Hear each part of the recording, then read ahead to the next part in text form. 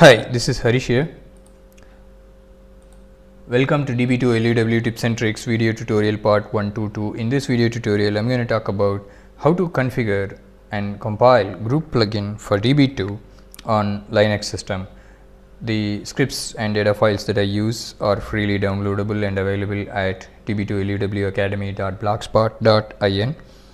The YouTube channel URL is youtube.com/db2luwacademy. You can email me at db2academy@gmail.com. This slide talks about the problem scenario and solution. The problem scenario is like we want to demonstrate how to compile and configure group plugin in a Linux environment. Microsoft Windows, AX, Solaris. So all these various platforms have different compiler softwares and tools for compiling the C code. Usually the security plugin is written in C code. There is also like a Java based security plugins like is also available. So we are just looking at the C based plugin. So Microsoft has Visual Studio, AX has its own compiler. I'm not sure the name of it, but Solaris has, I think, Sun1 compiler collection kind of tool set. So and HP Unix might have something else. So each of these things, there is Turbo C, there is Borland C. So very many variations of C compilers are available. And for Linux, being an open source, there is this GNU system. So you have the GCC compiler or the GCC package. In all the various versions of Linux are there. Like there is Debian, there is Ubuntu, there is Arch based Linux, there is so many various versions, like n number of Gen 2. So there are various versions of Linux are available. Usually the package name is GCC. For the I think it's GNU C compiler collection or something like that. Okay, so you can remember it like that. So once you have this GCC, you need to have the C compiler. So once you install it in your system, then you can go for the plugin code. And this tutorial, I'm not going to talk about how to write the security plugin or how to write the group plugin. So there is a lot of sample code available in SQLib samples directory. It's a vast, like lot of examples, working examples are there. Like it's not even specific to security. So you JDBC, there is a Java stored procedure, there is C based stored procedure, there is .NET, there is so many various applications are there, right? So all these various examples are available in the samples folder. So it's not specific to the security or the group plugin, or even there are some examples for LDAP plugin also. So so definitely that would be a good information. Have a look at samples folder for beginners. Definitely it will be very helpful. And this tip is also generally for beginners only. So usually the expert DBAs or people might know that. Okay, so but when I started learning, so when looking at the security plugin, it was more dreadful. Hey, there is a C, there is code, and you need to understand how compilation works, linking, generation of shared objects, and other things. So it was all highly technical stuff. So for a DBA who doesn't know C programming and things, so it was difficult for me. But then once I understood the concept and go through the knowledge center in detail, it was and looking at the samples directory made things much easier for me. So I'm just going to give the same tip here in a video with some demonstrations. And the knowledge center gives most of the things for Microsoft and AX platforms. So for Linux, I'm going to just give that. Now the thing is very simple. So the steps are very simple. So first you need to have that code, so which we are getting from the samples directory. Compile the plugin code, generate a shared library file, put the shared library file in an appropriate location, update the dbmcfg parameter group underscore plugin. You're all set. It's as simple as that. Only prerequisite is when you install your DB2 product, you should have installed application development components when you do that. So usually there is a typical option and a custom option when you install the DB2. Just I am not sure whether the application development components will be installed in the typical option. So go to the custom and look for this application development tools or application development components. Usually you will have a server component, client component, the flash copy support, what else, DB2 update service. A lot of these checkboxes will be available. When you install the software, we can see that. So just make sure your application development tools are checked, and that's it. So we'll just move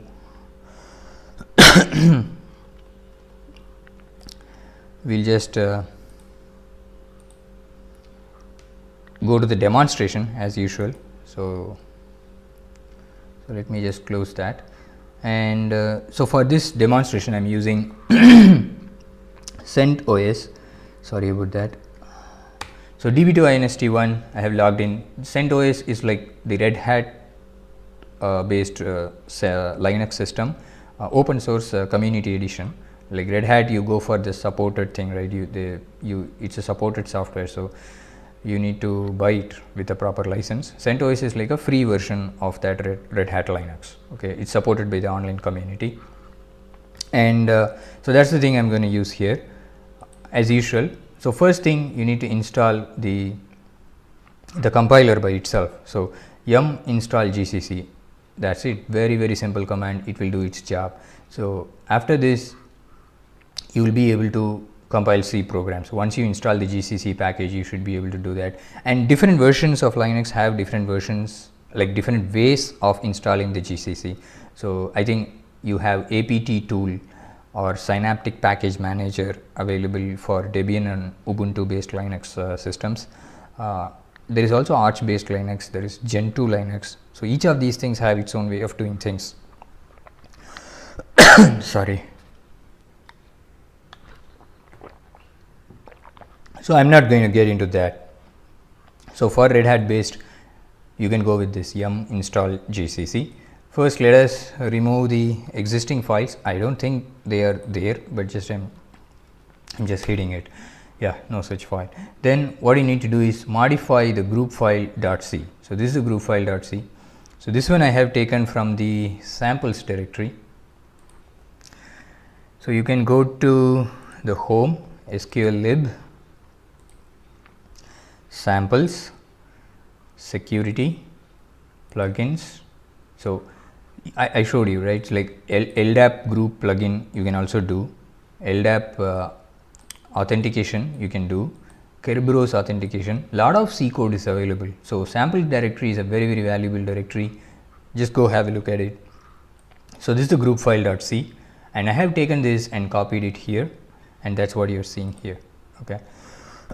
Why I'm saying that is, see, we need to comment these two lines. Okay, like that's the problem with Unix. Like there is a HP Unix, there is a IBM AX Unix, there is a what else, Solaris Unix. So all are Unix based systems. So but the C compiler is different between all these things. So various compiler softwares and various tools are available.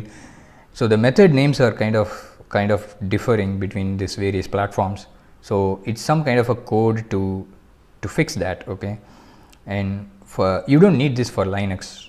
I have commented it, and if I have this, it is not working. So any case, I have commented it, and it is working with the commented out. And if you look at the code, so what this is doing is, so instead of consulting the OS for the group lookup, so if you need to find out, for this user what is the group that he belongs to, DB2 usually consults the OS.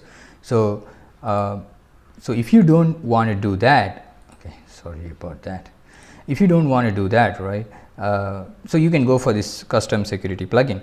So this custom group plugin, so what here it is doing is, so how to write and those details I'm not going to get into that, but basically you need to have this understanding, right. So this is the group file, sample group file, home DB2 INST1 SQL lib sample group file. So that's the location in which this program is set to look for the group information. So we can just create that file. It's just a text file, like a ASCII file. So you can just create that using Nano or any text editor. So I have created that file also. So this is the file. So this is going to say, for the user DB2 INST1, this is the group DB2 IADM, and you need to have this. See, because if you update this sample group file, if you configure the plugin and all those things, you cannot start the instance unless you have the instance owner, right. So you need to have DB2 INST1 and the corresponding group. Okay, so you need to have that, and CentOS is just one simple user, like any user, and he belongs to group AX admin and DB2 DBA. So he is belonging to two groups. Okay, so this user belongs to two groups, this user belongs to a single group, and look at those spaces. So those spaces are important. That's how the plugin works.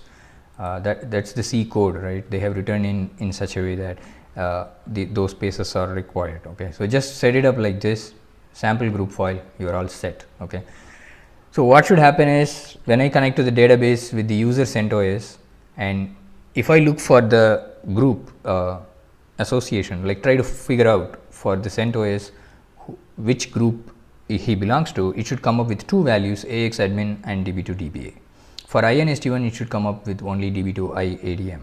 Okay, and it is not going to consult OS. See, in the OS there can be a user CentOS, but he will be in a different group. So DB2 is not going to consider that.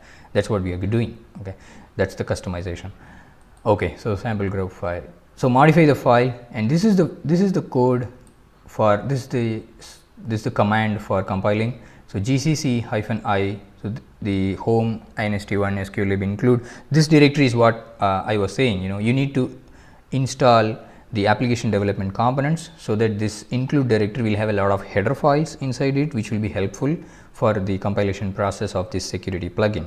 And once you -c group file.c, and don't ask me what is that FPIC. I'm not C expert or Linux expert, so obviously I don't know. There are multiple options with the GCC command for compilation, and I found that this is the most simple thing that we can stick with. Okay, so as I told you, this tutorial is for beginners. Okay, so copy that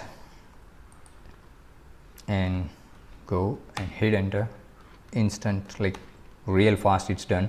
So from the C file you got the object file. Now from the object file we need to get the shared library file.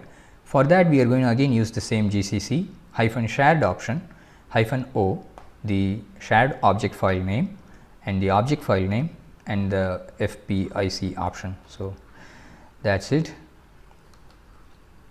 we are done.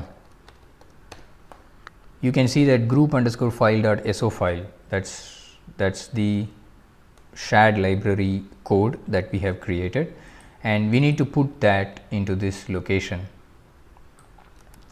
home DB2 sqlib security 64 plugin group. Okay, we need to put that, that's that predetermined location.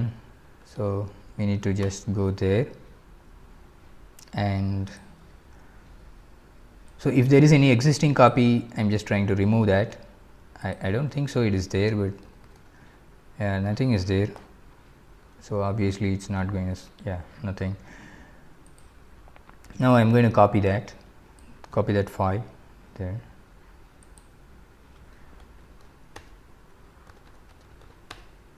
Yes, the permissions are also correct. Make sure that the permissions are also correct. So you need the executable permission, right? So that is done, and you can also, like, see, if it is in this place, that's fine. It can be in another place also, home DB2 sqlib security 64 plugin IBM group. So if it is not in this location, it's going to look in this location as well, but you can have it in either one location, that is enough usually. And I have shown you the sample group file contents. Then the next step is update the instance to use that particular plugin. So group_plugin parameter, you will have to say group_file. I think this group_file.so, right, that shared object, this shared object file name is what you are giving here. Okay, so which can be different from the source code file name. It's just that we are using the same thing to avoid confusion, or beginners thing. Okay, later on you can do experiment with all those other things, right? Okay, so the update is done, and like if you want to reset, right, for some reason you want to remove that, so you can just say null here. Okay, it will reset. Now you should go and start the instance. It should allow you to start. It will not allow you to start if you did not have the instance owner in the sample group file. The start is going to take a little bit of time. So it's a virtual machine, and so start is done. So you can connect to user, you can connect to the database as user CentOS, so which is a different different user than the instance owner.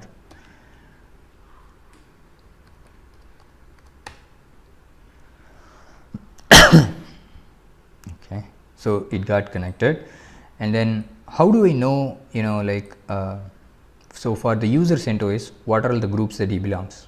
So for that you can use this query sysproc.auth list groups for auth ID. So once you do that, you should be able to the routine or the stored procedure is going to return you for the user ID or for the authentication ID CentOS what are the groups that he belongs to, right? It is going to come from not from the OS but from the plugin that we have created, right? So as I said, for CentOS it should be AX admin and DB2 DBA. It is coming from the sample group file, right? It's not coming from the OS, because at the OS level the CentOS belongs to some other group, okay? But since in this group file, sample group file, we have said like that, right? He belongs to two things. And you can also look at for INST1 authorization, it is DB2 IADM, right? Single group. So it was there in the whatever we have done in this sample group file, it should reflect that, and it is reflecting that. So DB2 IADM, AX admin and DB2 DBA, all right. So at the OS level, believe me, it is different, okay. There is no group like AX admin in the OS, okay. You are not going to find such a group name there in the OS. I mean, I can show you that. So cat/etc/group, you can see there is no group, okay. I'll say like pipe grep-i AIXAD is not there, okay. At the OS level it's not there. So but then since our plugin is using the sample group file, the DB2 alone, when it runs, it will look up for the custom plugin and it is fetching the group information as AX admin and DB2 DBA, okay. So we have successfully used it. Now if you want to reset it, just go ahead and run this, that's it, and you need to restart the instance obviously. So that's it in this video tutorial. Hope this information was useful to you. Thanks for watching this video. Please subscribe to my channel youtube.com/db2luw academy. See you in the next video tutorial. Until then, bye bye.